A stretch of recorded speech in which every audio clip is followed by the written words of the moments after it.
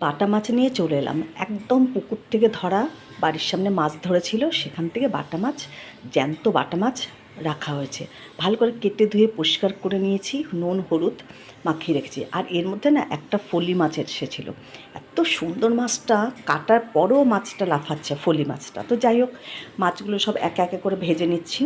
আর এদিকে একটা মশলা করছি, কাঁচা লঙ্কা, আদা আর একটা পেঁয়াজ নিয়েছি, বেশি পেঁয়াজ দেব না, একদম হালকা পাতলা করে মাছের ঝোলটা রান্না করব ধনেপাতা দিয়ে। আর মাছের ঝোলে দেব আমি চিচিঙ্গা আর আলু দিয়ে মাছের ঝোলটা রান্না করব। আদা, একটু পেঁয়াজ আর কাঁচা লঙ্কা পেস্ট করে নিয়েছি। আর এদিকে জিরের গুঁড়ো 1 চামচ, ধনে গুঁড়ো 1 চামচের একটু অল্প, আর হচ্ছে 1 চামচ বড় হলুদ মিশিয়ে রাখলাম ওই কাঁচা লঙ্কা আদা পেঁয়াজের সঙ্গে। আর আমি কিন্তু একটু পেঁয়াজ ব্যবহার করছি, একদম জ্যান্ত মাছের ঝোল করব তো, কারণ এই দেখো ফলি মাছটা, এই যে ফলি মাছটা, মাছটা এত লাফাচ্ছিল, কাটার পরও দেখেও লাফাচ্ছে। তো যাই হোক, আর সব মাছ তো জ্যান্ত মাছ, জ্যান্ত মাছের ধনেপাতা দিয়ে একটু পাতলা ঝোলই কিন্তু ভালো লাগে। মাছগুলো সব কিন্তু আমি সব মাছ ভেজে নিয়েছি। এবার কড়াইয়ের মধ্যে আরেকটু তেল দিয়ে আমি এর মধ্যে সাদা জিরে, তোমরা ইচ্ছে করলে 5 ফোড়নও দিতে পারো, সাদা জিরে, কাঁচা লঙ্কা আর একটা তেজপাতা ফাটিয়ে দিয়ে দিয়েছি।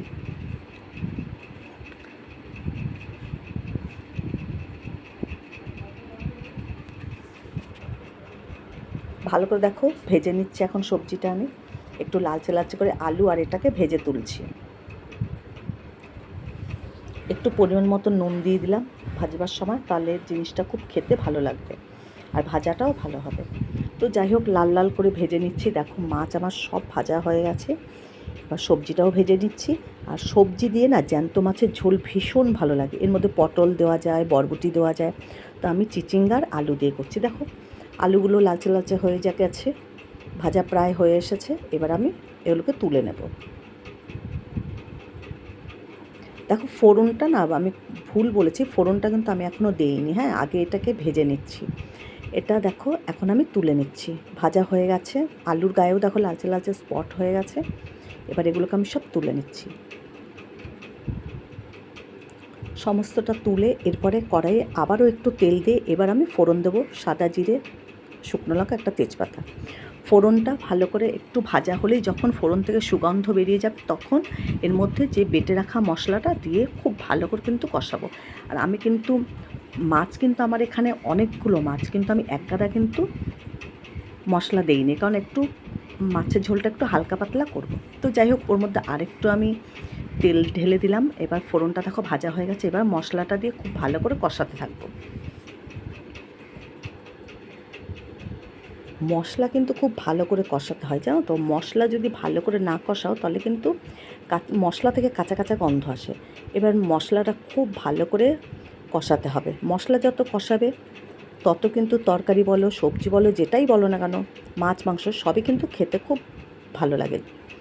একটু সামান্য জল দিয়ে দিলাম জারটা ধুয়ে। এবার মশলাটা খুব ভালো করে কষিয়ে নেব। আর আমি না সবজি দুটো আলাদা করেছি, আলুটা আর চিচিঙ্গাটা একদম প্রায় সিদ্ধ হয়ে গেছে, এই দেখো আলাদা করে রেখেছি। আর আলুগুলো বেছে এখন মশলাটা ভালো করে কষিয়ে নিয়েছি। এর মধ্যে এখন আলুটা দিয়ে সামান্য একটু জল দিয়ে আবার একটু নাড়াচাড়া করে নিচ্ছি। একটু নাড়াচাড়া করার পরে তারপরে আমি এর মধ্যে চিচিঙ্গাটা দিয়ে দেবো। দেখো আলুটা কষানোর সময় আমি 1/2 চামচ চিনি দিয়ে দিলাম।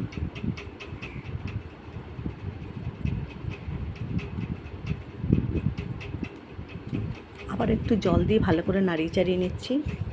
মশলা যেন পুড়ে না যায়, তার জন্য সামান্য একটু জল দিয়ে দিয়ে কিন্তু মশলাটা কষাতে হয়। খুব ভালো করে দেখো মশলা কষিয়ে নিয়েছি, একদম কোনো কাঁচা গন্ধ কিন্তু এর মধ্যে নেই। এখন আমি এর মধ্যে চিচিঙ্গাটা ঢেলে দেবো। চিচিঙ্গাটা ঢেলে দেওয়ার পরে সামান্য একটু জল দিয়ে আবারও একটু মশলাটা চিচিঙ্গার সঙ্গে ভালো করে, আলু চিচিঙ্গার সঙ্গে মাখিয়ে নেব। একটু নাড়াচাড়া করার পরে পরিমাণ মতন কিন্তু জল দিতে হবে। তোমরা কিন্তু এই মাছ আবার জানো তো সর্ষে দিয়েও খেতে পারো। আমাদের ঘরে না সর্ষে দিয়ে করলে খেতে চায় না, তাই এরকম হালকা পাতলা করেই ঝোল বানাচ্ছি।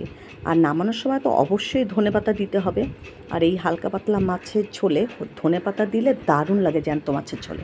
তো যাই হোক, এবার আমি এটা পরিমাণ মতন জল ঢেলে দিলাম। ভালো করে একটু খুন্তি দিয়ে নাড়িয়ে ঝোলটা ফুটে উঠলে মাছগুলো সব এর মধ্যে ঢেলে দেবো।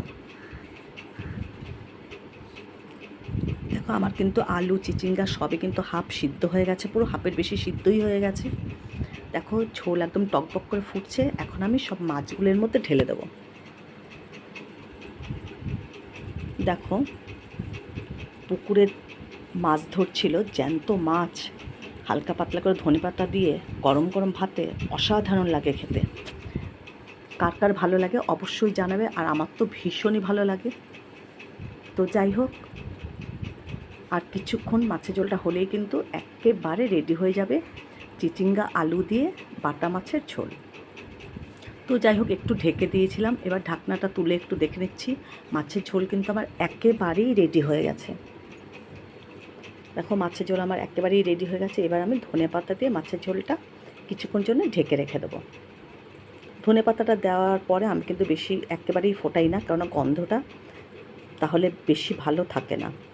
ধনেপাতাটা দিয়ে আমি থালা দিয়ে ঢেকে দিয়ে দেবো। এবার আমি ধনেপাতা দিয়ে দিচ্ছি আর দুটো ওপর দিয়ে কাঁচা লঙ্কা দিয়ে দিচ্ছি, দিয়ে এবার ঢেকে রেখে দেবো কিছুক্ষণ পরে এটা খুলে তোমাদের দেখাচ্ছি। এই দেখো মাছের ঝোল কিন্তু আমার একেবারে রেডি।